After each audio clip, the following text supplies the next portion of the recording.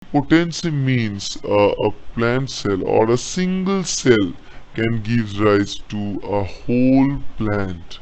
Okay, for example, if we take a single cell from this from the tissue of this carrot, and you take them, suppose 2 milligram of fragment of the carrot we have taken, then you put them into this liquid media, and this 2 milligram fragment of carrot consists of several different cells.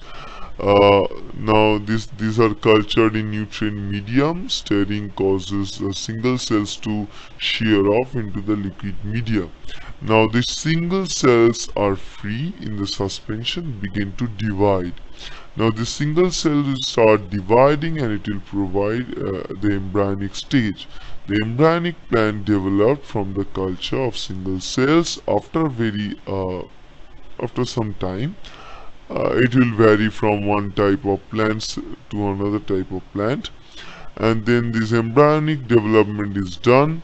Then the plantlet was cultured onto the agar medium. Agar is a solidifying agent, as we have seen in case of bacterial culture, and then later it was planted in the soil and it will generate the whole tree. So we can see from the cell isolated from a single region of the carrot, which is the root of the plant, we can produce this fully emerging tree. Okay, so this is called the totipotency. That means the total potential or potential to generate a total body or total individual cell, individual organism, right? So you can see here again, we have a cell. During the differentiation, we must have some external or internal signal which actually tell them to go and divide and differentiate. In this portion, when they have the signal, they'll start differentiating and they'll start to provide the other type of cell. So it can go for producing other type of cell, and it can also produce its own type of cells. So this is the capability of the totipotent cells during all the time. And our stem cells are totipotent most of the time, but in case of plant cells, all of these cell or cell of all the regions are totipotent in nature. Okay, now this is another picture showing the tissue culture. The tissue are scraped off from this leaf and they are placed into this tissue culture medium onto the solid surface of agar. Then we add auxin and also nutrients. Nutrient is most important, and we add auxin because auxin is a typical plant growth regulatory hormone. It will help the plant to grow faster, and the plant will grow, will take up the plant and then implant them into the soil. Now let's talk about the culture environment. Now the growth medium has to supply all the essential minerals required for the growth and the development. In many cases, as the biosynthetic capability of cells, as you can see, in most of the cases actually, it must also supply the additional organic components like the amino acids and vitamins. Most of the time you can have them. We also add these amino acids and vitamins from the external environment. Now, many plant cell culture, as you can see in this picture, this is the media. It looks like this foggy media in this case. So it consists of all the necessary nutrient sources and also some macronutrients which are needed most of the time, and also the micronutrients like molybdenum, cadmium, chromium and all these things which the plant needs in a very fewer amounts. And also it consists of all the organic materials and the carbon source, because remember, at the very beginning of the lifespan, these plant cells are not capable of going through the photosynthesis. So you must give them the source of carbon, right, for production of energy. So we produce the source of carbon as sucrose most of the time. We can also give glucose. Okay, now there are some physical characteristics which are important during this culture of plants, like the temperature, pH, gaseous environment, and also the light. Light means the quality of light, that means the color of light, and also the duration of light. Both of the things play a very critical role during the plant development. Okay, and also the osmotic pressure is important, and the osmotic pressure is balanced utilizing or adding sodium chloride solutions and different salt solutions, and also the sugar solutions. Now this is the tissue culture media. Now tissue culture media generally consists of these three type of elements. Remember, all of this media we are talking about in vitro cultivation. So this is the non-natural cultivation of plants. In those cases, we must add the essential elements or mineral ions, which must be supplied directly in higher amounts. And the second thing is organic supplement is also necessary. Organic supplements like amino acids and vitamins will also be added. The third thing is that we have to have a source of fixed carbon. Okay, carbon source like sugar source like sucrose or glucose can be added. Most of the time, sucrose addition is preferred. Okay, now for practical purposes, the essential elements are further divided into three categories.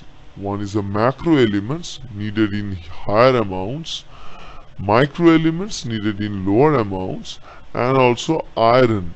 We take out iron totally different way, because iron is the most important ion that a plant will need for their growth purpose, because iron can act as chelators. Iron is very important during different enzymatic activities because it can act as the cofactor, and also it is a part of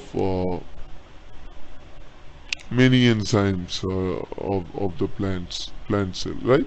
So that's why iron is important. So these three things are important and placed under the essential elements. Now these are the different elements and these are the functions of the elements. Remember, nitrogen, it is needed because it's a part of proteins, nucleic acids. Potassium is important because it regulates the osmotic balance. Calcium is important because it helps in cell wall synthesis and membrane functionality. Magnesium is important because it can act as cofactor for many kind of enzymes, and also it can act as a cofactor during the replication of a plant genome.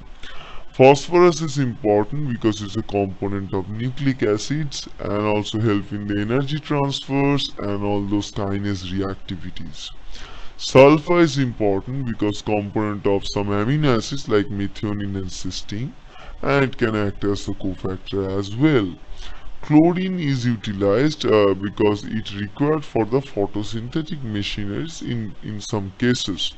Iron is the most important mineral because it can act as electron transfer as a component of cytochromes. So if we omit the iron, it will lead to the devastating effect on the plant cells and they will eventually start dying.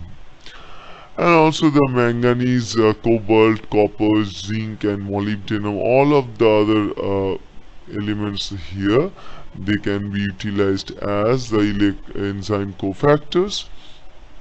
Cobalt can be utilized as some component of some vitamins, and zinc is important in several ways, like zinc help to control or regulate some heavy metal toxicity of plant cells. So this is another important assumption of zinc. Now these are the macronutrients, as you know, and among the macronutrients we are having the solutions of nitrogen, phosphorus, potassium, magnesium and calcium. Now these things must be ready because NPK, these three things are important for the plant growth and development in most amounts, as you know. So we must add all these things in higher amounts as desired. And also we put sulfur and also carbon source separately, and these elements actually comprises of 0.1% of the dry weight of a whole plant. So you can utilize, so you can by looking at this figure, we can say that the importance of all these important ingredients. Okay. Now, nitrogen is added most of the time as the mixture of nitrate ions like potassium nitrate and ammonium nitrate.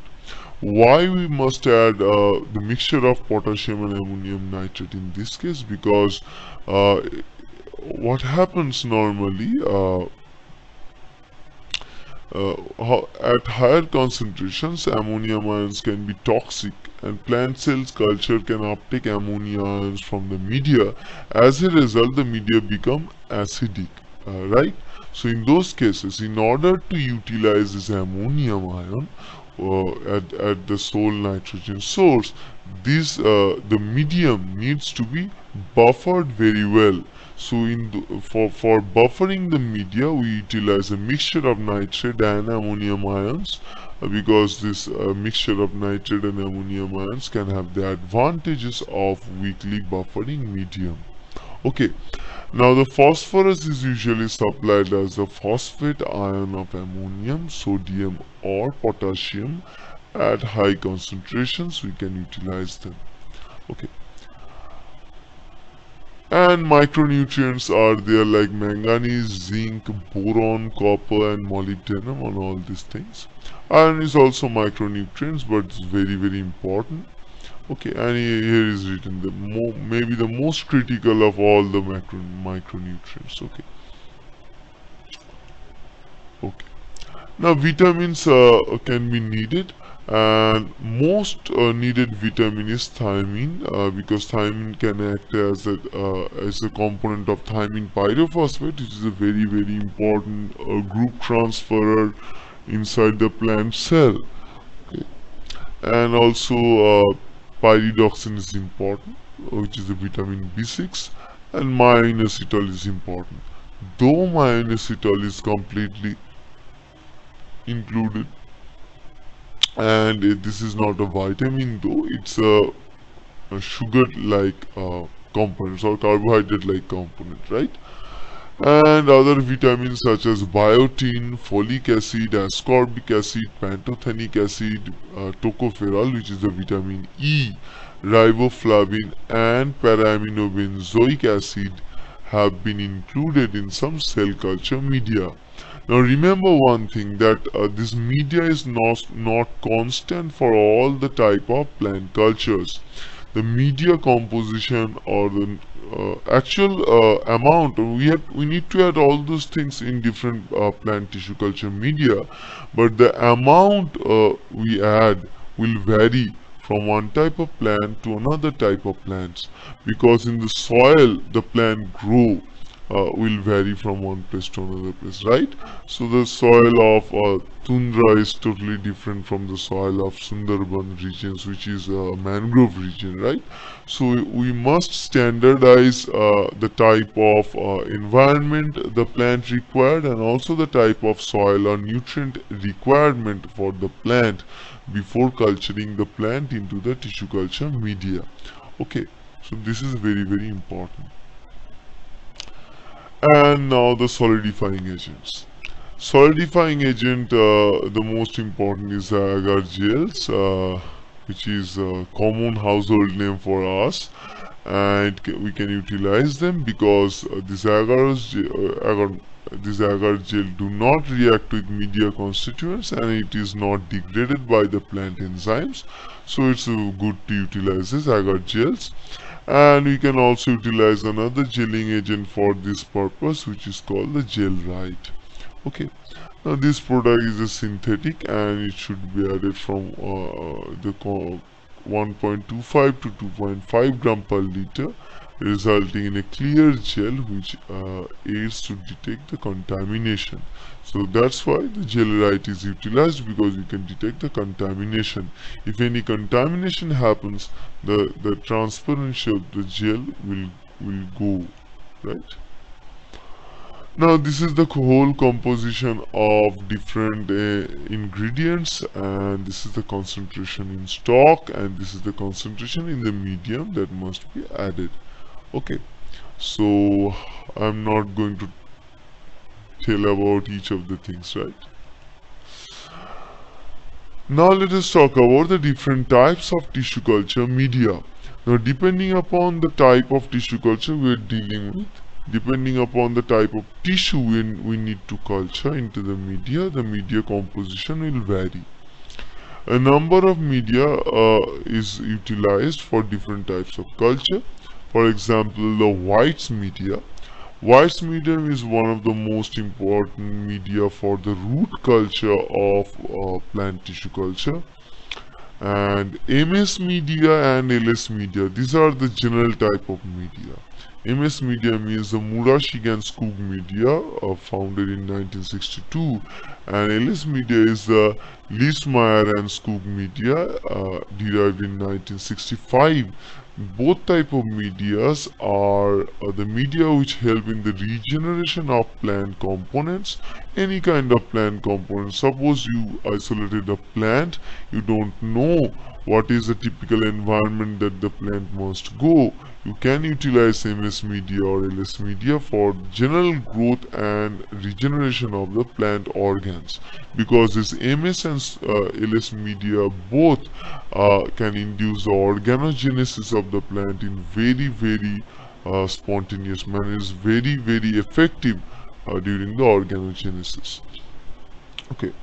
Now B5 media is another type of media which is originally designed for the cell suspension culture or callus culture. Now remember what is callus. Callus is a form is a unit, what you can say, it's an assembly of some undifferentiated cell growth. So a cell is there, cell is growing vigorously without any rule of cell division like the cancerous cells. It will eventually form a clump like structure having many cells without undifferentiated cell growth, and it's an amorphous like structure is formed. Then we call them the callus. This can be seen in case of plant cells when we add this in the specific type of media. Now the media is called the B5 medium. In this B5 medium, if we add the cell of plant, the plant will go to produce this callus. We call those type of media a callus inducing media. Now the N6 medium is a typical type of media that is utilized for the cereal anther culture. Now anther remember the anther means the N or haploid number of chromosome containing region of the plant, of the male plant, and we can utilize them to culture these plants. Okay.